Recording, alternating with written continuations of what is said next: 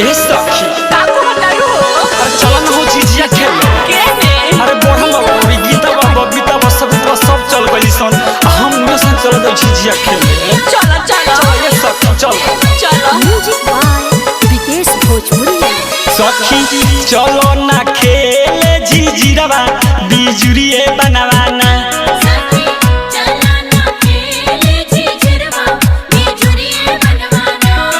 बिजुरिए बनवाना हो बिजुरिए बनवाना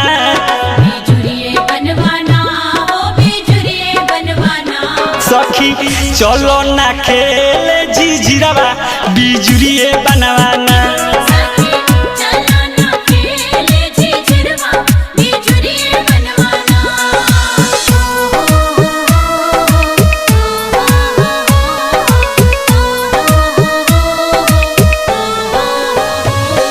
काहे सखी बहुत की आँखी में काजर लगा लो ना तो डंडी लानी से बड़ा घूम घूम के बाहर करो तारी सो अगर जे नजर लगा दी तो बड़ा दिक्कत हो जाई सुन लो ओए सखी को लेबे द जल्दी से चल कल आँखी में काजरावा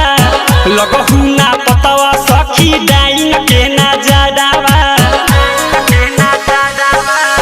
जल्दी से चल कल आँखी में काजरावा लगहु ना पतावा सखी डाइन के ना जरावा ओ सुगवे गछिया ना हो सुगवे गछिया ना ओ सुगवे गछिया ना हो सुगवे गछिया ना सखी चलो ना खेले झिझिरवा बिजुरिए बनवाना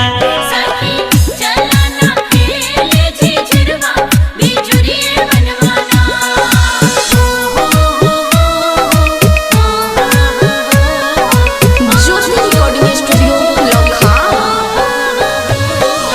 हे सखी एक किलोमीटर के झिझिया गावतारू एक किलोमीटर बुते को से चाउर होई हो का करिए सखी डंडी रानी से डेंग और जोंग टोंग करतारी सो घूमतारी सो बड़ा डर लागत पकवाई नादावा पगईनी के डेरावा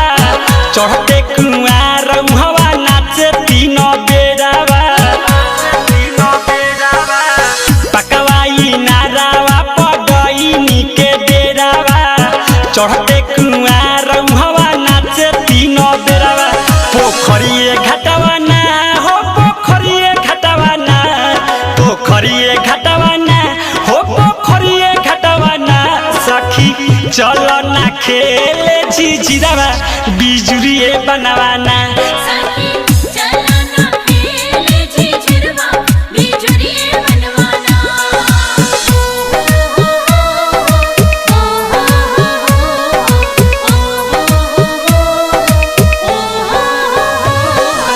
ए सखी का हो सखी यही जब तो झिझिया खेले लेनी सो अब चलो ना मुखिया जी के दुआरा पर माहे खेलते खेलते बाजार पर हो ये सब और जाना तारू हो जब प्रोजेक्टर चलता देखो लिया मेला में घूमल झिझिया के गीत लिखले बबुआ विकास हो झुमी झुमी गावा सखी पूरा यासिन मास हो ए झिझिया के गीत लिखले बबुआ विकास हो झुमी झुमी गावा सखी पूरा यासिन मास हो गावेले गनवाना हो गावेले गनवाना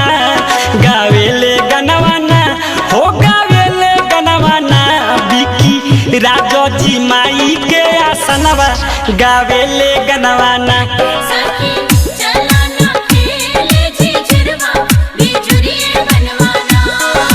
ज्योति रिकॉर्डिंग स्टूडियो लखा।